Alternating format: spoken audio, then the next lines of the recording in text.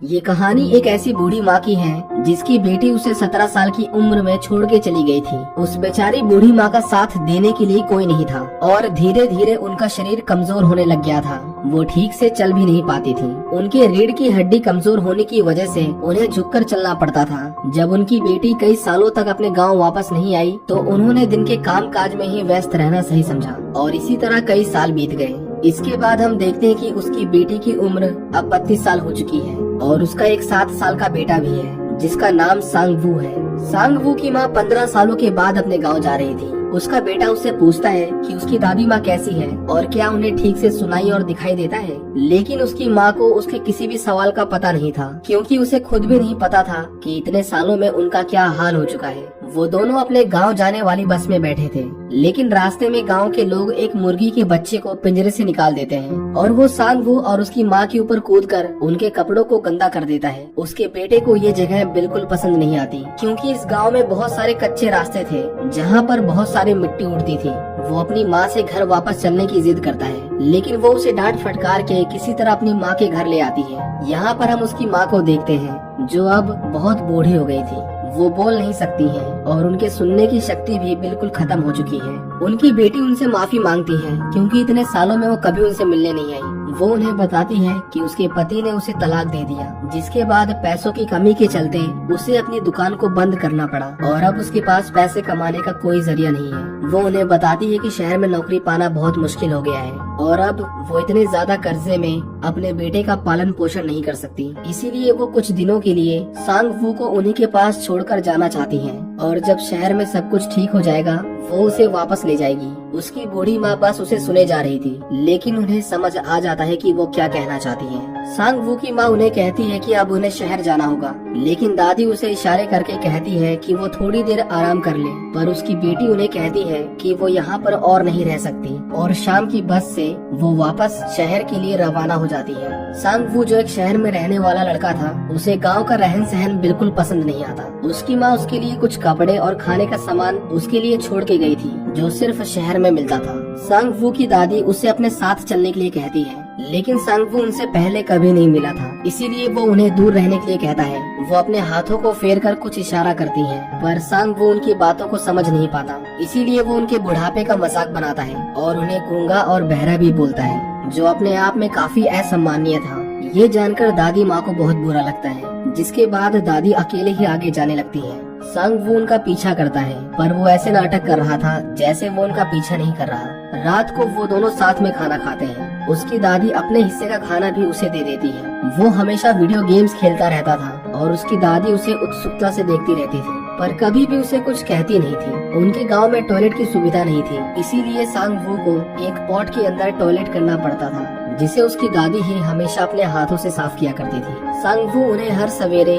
2 बाल्टियों का भार उठाते हुए देखता था। उनके अंदर एक ठहराव था, मानो ऐसा है कि उन्होंने अपने जीवन के अच्छे और बुरे लम्हों को जी लिया है। एक दिन एक लड़का उसके घर आता है और वो सांगवू को अपने साथ खेलने के लिए कहता है, पर उसे अकेले रहना ही पसंद था, इसीलिए वो उसे मना कर देता है। उसकी दादी उसे कभी कुछ नहीं कहा करती थी, बस उसे जिस चीज की जरूरत है वो उसे दे दिया करती थी। लेकिन कुछ दिनों के बाद सांगवू अकेले रहकर तंग आ गया था। वो एक दिन अपने घर के नीचे गांव की ओर जाता है, पर उसे कोई दिखाई नहीं देता जो उसके साथ खेल सके। वो थक हार के वापस आ जाता है। उसकी दादी खाली समय में सिलाई किया करती थी। वो अपने पोते को सुई में धागा डालने के लिए कहती है क्योंकि उनकी आंख कमजोर थी और उन्हें ठीक से दिखाई नहीं देता था। सांगवू धागे को डालकर दोबारा से अपना वीडियो गेम खेलने लगता है, लेकिन जब भी धागा खत्म होता था वो सांगवू से दोबारा से सुई में धागा डालने के लिए कहती थी। सांगवू इससे बहुत इरिटेट हो गया था। वीडियो गेम्स खेलते खेलते उसकी बैटरी खत्म हो जाती है। सांगवू अपनी दादी से कुछ पैसे मांगता है ताकि वो नई बैटरियां खरीद सके, लेकिन उसकी दादी ने गरीबी में अपना जीवन बिताया था और उनके पास इतने पैसे नहीं थे। सांगवू उन्हें कहता है कि वो अपनी माँ से कहकर उनके पैसे वापस कर देगा, लेकिन उसकी दादी एक बार फिर से अपने हाथों को फेर कर फिर से वही इशारा करती है। सांगवू को उनके ऊपर गुस्सा आता है और वो उन्हें कहता है कि वो किसी काम की नहीं और उन्हें धक्का देकर वहाँ से भाग जाता है। पैसे न मिलने पर मानो जैसे वो अपनी दादी को अपना दुश्मन मानने लगता है। वो उनकी चप्पलों को छिपा देता है, जिसकी वजह से उन्हें हर रोज नंगे पैर ऊंची चढ़ाई करनी पड़ती थी।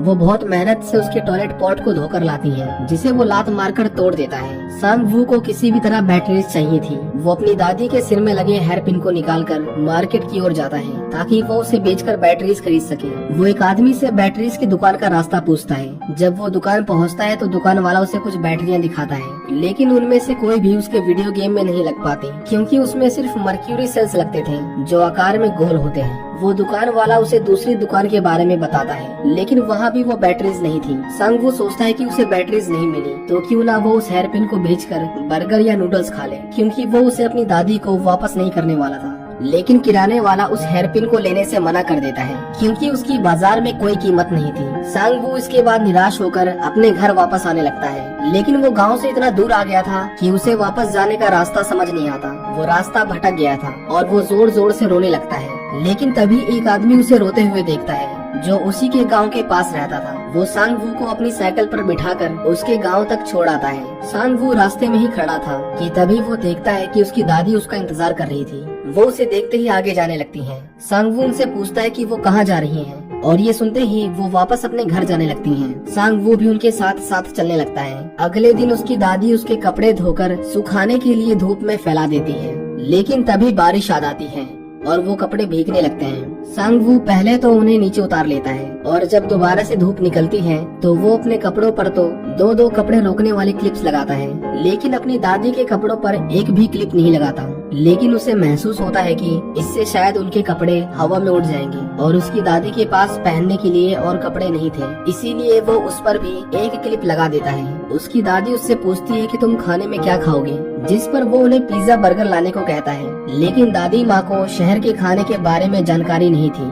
सांग वू उन्हें पिज्जा बर्गर की फोटो दिखाता है, पर उन्हें कुछ समझ नहीं आता। आखिर में वो मुर्गे की आवाज निकालकर उन्हें फ्राइड चिकन लाने को कहता है। उसकी दादी तुरंत ही कुछ खरबूजे लेकर शहर की ओर निकल जाती हैं, क्योंकि उसे बेचकर ही वो उसके लिए चिकन लाने वाली थी। जब दादी माँ बाजार से वापस आती हैं, तो जोर की बारिश हो रही थी और वो पूरी भीग गई थी। उन्हें बहुत ज्यादा ठंड लग रही थी, लेकिन वो किसी तरह उसके लिए चिकन बनाती हैं। सांग वू इंतजार करते करते सो गया था। दादी उसे उठाती है और उसे कहती है कि उन्होंने उसका मनपसंद खाना बनाया है। उन्हें लगा कि ये सांग वू को बहुत पसंद आएगा, लेकिन उसे रेस्टोरेंट वाला फ्राइड चिकन चाहिए था, ना कि उबला हुआ मांस का टुकड़ा। वो उसे देखते ही खाने से मना कर देता है और जोरों से रोने लगता है। उसकी दादी उदास हो जाती है, क्योंकि उसके पोते को उसका बनाया हुआ खाना पसंद नहीं आया। इसी तरह शाम से सुबह हो जाती है। सांग वू को बहुत भूख लगी थी। वो अपनी दादी के बनाए हुए चिकन को चाव से खाने लगता है।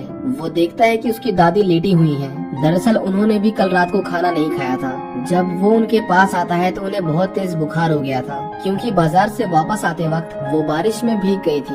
वो उनके सिर पर एक पट्टी रखता है ताकि उनका बुखार जल्दी से उतर जाए, और उन्हें कल रात का खाना गर्म करके देता है। वो देखता है कि उसकी दादी ने अपने सिर में उस हेयर पिन की जगह एक चम्मच को मोड़कर अपने बालों में लगा लिया था। ये देखकर सांग वू उनकी हेयर पिन वापस कर देता है। इसके बाद वो गांव के नीचे एक मैदान में आता है, जहाँ पर एक लड़की खाने के पैकेट्स को इकट्ठा करके घर घर वाला खेल खेल रही थी। वो उस लड़की को पसंद करने लगता है। अगले दिन वो और उसकी दादी बाजार जाते हैं, क्योंकि दादी अपने घर में बनाए हुए खरबूजों को बाजार में बेचकर थोड़े पैसे कमाया करती थी। उस दिन वो काफी देर तक बाजार जाने वाली बस का इंतजार करते हैं, लेकिन वो बस नहीं आती और उन्हें पैदल ही वहाँ तक जाना पड़ता है। उसकी दादी बाजार में खरबूजों को बेचने लगती है। सांग वू दीवार के पीछे खड़ा उन्हें देख रहा था, और ये अपने आप में दिल को छू लेने वाला दृश्य था। उसकी दादी सारे खरबूजों को नहीं बेच पाती, लेकिन उन्होंने कुछ पैसे बटोर लिए थे। वो सांग वू को नए जूते दिलवाती हैं और एक अच्छे होटल में उसका मनपसंद खाना भी खिलवाती हैं। लेकिन वो खुद पैसे बचाने के लिए सिर्फ पानी पी रही थी। वहाँ पर सांग वू एक दुकान देखता है, जहाँ पर हर तरह की बैटरीज मिलती थी, पर उसे पता था कि सारे पैसे खर्च हो चुके हैं, इसीलिए वो जिद नहीं करता।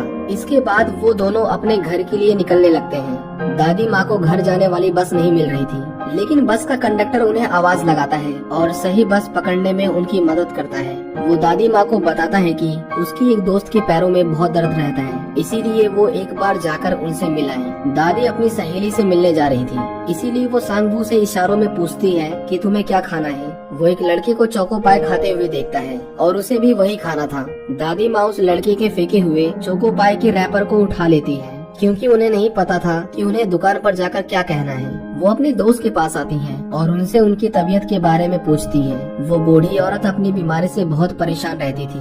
दादी माँ उन्हें वो रैपर दिखाती है और वो उनके लिए 6 चोको पाई पैक कर देती है। बदले में दादी उन्हें कुछ पैसे देती है, लेकिन वो औरत पैसे लेने से मना कर देती है। पर बदले में दादी उसे कुछ खरबूजे देती है। वो औरत उन्हें कहती है कि कभी मौका मिले तो वो दोबारा मिलने आ जाए, इससे पहले कि हम दोनों में से कोई पहले मर जाए। ये सुनकर दादी थोड़ा मुस्कुराती है और वहाँ से चली जाती है। वो जब बस में दोबारा आती हैं, तो हम देखते हैं कि सांगवू उसी गांव की लड़की के साथ बैठा था। वो अपनी दादी से कहता है कि वो अकेले ही जाएगा, इसीलिए वो उनके साथ ना आए। उसकी दादी बस के बाहर ही खड़ी थी। वो सांगवू से कहती है कि वो अपने साथ बचे हुए खरबूजे ले जाए, क्योंकि उनका वजन बहुत ज्यादा था। लेकिन सांगवू उसे अपने साथ ले जाने से मना कर देता है। इतनी देर में वो बस चल पड़ती है और दादी माँ पीछे ही रह जाती है। सांगवू उस लड़की के साथ बैठा तो था, लेकिन वो उससे बात नहीं करती, बल्कि वो तो अपने दोस्त से बात कर रही थी। सांगवू अपने घर पहुंच गया था। वो अपनी दादी का इंतजार कर रहा था, लेकिन काफी देर इंतजार करने के बाद भी वो नहीं आती। वो बस स्टैंड पर जाता है। वहाँ कई बसें आती जाती हैं, पर किसी में भी उसकी दादी नहीं थी। लेकिन कुछ देर बाद हम उन्हें पैदल आता हुआ देखते हैं, क्योंकि उनके गांव आने वाली वो आखिरी बस थी जो सांगवू की वजह से उनसे छूट गई थी। वो कई किलोमीटर उस बोझ को अकेले ही उठाकर ला रही थी, जिसे सांगवू ने साथ ले जाने से मना कर दिया था। उसे एहसास होता है कि उसने कितना गलत किया है। वो तुरंत ही उनके थैले को उठा लेता है। अगले दिन वो दोबारा से उस लड़की के साथ खेलने जाता है, लेकिन वो वहाँ पर नहीं थी। वो उसके दोस्त को देखता है, जिसके सिर पर लकड़ी का गट्ठा था। सांगवू उसे कहता है कि जोर से भागो, तुम्हारे पीछे एक गाय तुम्हें मारने के लिए आ रही है। ये सुनकर वो लड़का जोर से भागता है, पर आगे जाकर वो गिर जाता है। जब वो पीछे मुड़कर देखता है तो वहाँ पर कोई नहीं था। उसे सांगवू पर बहुत गुस्सा आता है, पर सांगवू वहाँ से भाग जाता है। उसे आगे जाकर वही लड़की मिलती है जो उससे कहती है कि वो उसे ही ढूंढ रही थी। ये सुनकर वो बहुत खुश होता है और इसके बाद वो पूरे दिन सिर्फ मुस्कुराता ही रहता था। वो देखता है कि उसके बाल बड़े हो गए थे। बड़े बाल उसे पसंद नहीं थे। वो अपनी दादी से कहता है कि वो उसके बाल थोड़े से छोटे कर दे। दादी माँ उसके बालों को काटना शुरू करती है, लेकिन धीरे धीरे सांगवू को नींद आ जाती है और वो सो जाता है। कुछ देर बाद उसकी दादी उसे उठाती है और वो देखता है कि उसकी दादी ने आगे के बालों को बहुत छोटा कर दिया था, जो देखने में काफी बुरा लग रहा था। वो जोर जोर से रोने लगता है, क्योंकि अब वो ऐसा चेहरा लेकर उस लड़की से नहीं मिल पाएगा। वो अपने सिर को कपड़े से छिपाने की कोशिश करता है, लेकिन दादी उसी कपड़े में अपना सामान रखती थी। वो दोनों एक बीमार आदमी के पास आते हैं। ये वही आदमी था जिसने सांगवू के खो जाने पर उसे घर तक पहुंचाया था। वो आदमी कहता है कि अब उसे मर जाना चाहिए, क्योंकि वो सिर्फ अपने आसपास के लोगों को तकलीफ दे रहा है। दादी उन्हें हौसला रखने को कहती है और उन्हें कुछ खाने का सामान देती है और उनकी अच्छी सेहत के लिए प्रार्थना करती है। सांगवू अपने सारे खिलौने इकट्ठा करके बाजार जाता है। उसकी दादी उसके लिफाफे में उसका वीडियो गेम देती है, लेकिन वो उसे लेने से मना कर देता है, क्योंकि उसमें बैटरीज नहीं थी। पर फिर भी दादी वो उसके बैग में रख देती है। वो अपने सारे खिलौने बेचकर एक बड़ा सफेद रंग का भालू लाता है। घर आते वक्त जब वो रास्ते में एक ढलान देखता है, तो अपनी हाथ गाड़ी से वो फिसलकर नीचे आने की सोचता है, लेकिन ये खेल उसे बहुत भारी पड़ता है। वो गिर जाता है और उसके पैर छिल जाते हैं और उसके पैरों से खून निकलने लगता है। जब वो रास्ते में था तो उसके पीछे एक गाय भागने लगती है, लेकिन वो लड़का उसे बचा लेता है, जिसे पिछली बार उसने परेशान किया था। सांगवू को जो वीडियो गेम उसकी दादी ने दिया था, जब वो उसे खोलता है तो उसके अंदर कुछ पैसे थे, ताकि वो वीडियो गेम की बैटरी खरीद सके। उसे देखकर सांगवू बिल्कुल रोने जैसा हो जाता है। वो अपने घर जाने लगता है और जब वो अपनी दादी को देखता है जो उसका ही इंतजार कर रही थी, उन्हें देखकर वो अपने आंसुओं को रोक नहीं पाता और उनके पास जाकर रोने लगता है। अब सांगवू भी अपनी दादी को पसंद करने लगा था। दादी उसे एक लेटर दिखाती है जो उसकी माँ ने उसके लिए भेजा था और उसमें लिखा था कि कुछ ही दिनों में वो उसे लेने के लिए आने वाली हैं। सांगवू अपनी दादी को लिखना सिखाता है, क्योंकि वो बोल नहीं सकती थी। वो लिखने की पूरी कोशिश करती है, लेकिन वो लिख नहीं पाती। सांगवू ये सोचकर रोने लगता है कि अगर वो कभी बीमार हुई तो उसे कैसे पता चलेगा। वो उन्हें कहता है कि अगर वो खाली पन्ना भी उन्हें भेज देंगी तो वो समझ जाएगा और तुरंत ही उनके पास आ जाएगा। उस रात सांगवू सोता नहीं। वो पोस्ट कार्ड पर कुछ मैसेज लिखता है, ताकि जब भी वो बीमार हो जाए तो उसकी दादी सिर्फ उन कार्ड्स को भेजकर उसे बता सके। अगली सुबह उसकी माँ उसे लेने के लिए आती है। वो दादी माँ को अपना ध्यान रखने के लिए कहती है और उन्हें कहती है कि अगली बार वो आएंगी तो उनके लिए गर्म कपड़े भी लाएंगी। वो सांगवू से कहती है कि क्या तुम अपनी दादी माँ से कुछ कहना चाहोगे, लेकिन वो कुछ नहीं बोलता।